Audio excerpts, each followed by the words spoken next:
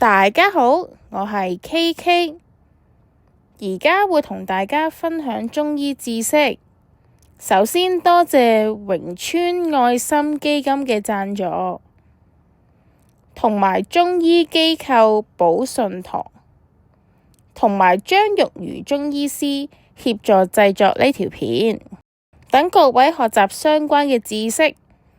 如果對內容有唔清楚或者唔明白嘅地方，建議你去諮詢專業人士啦。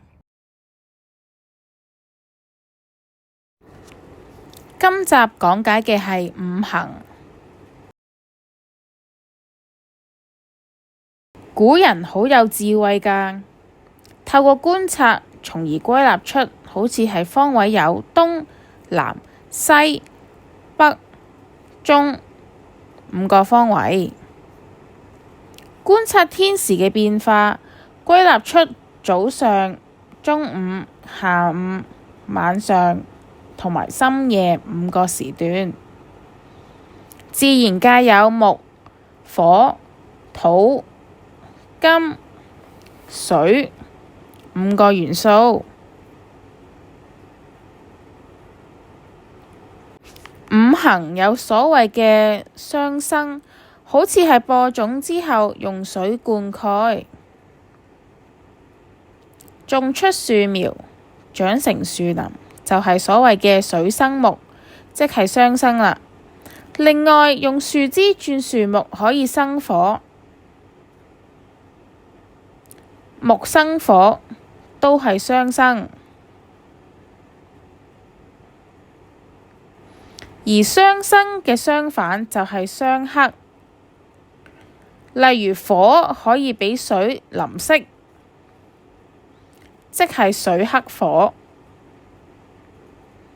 對樹木嚟講，金器即係鐵器，古人用鐵嚟製造利器，用嚟砍伐樹木，即係金克木，即係相克啦。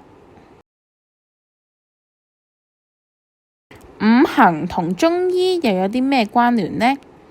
以眼望之，會睇面色，分為青、紅、黃、白、黑，呢個就係五色。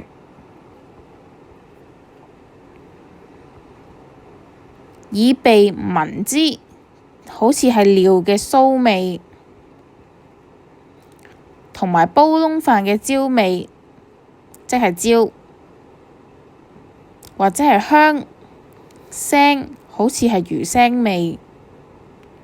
腐就係好似食物唔記得咗處理，擺咗幾日而發出腐臭味嘅腐，呢個就係五氣啦。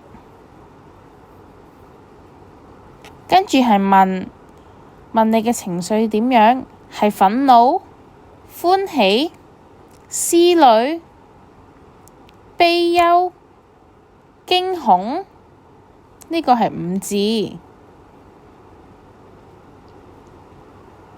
切脈診症，了解你嘅肝、心、脾、肺、腎，即係五臟。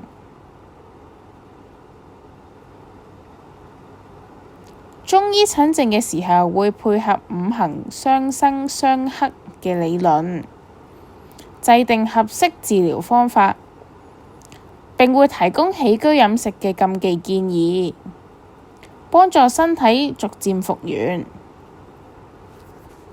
再見。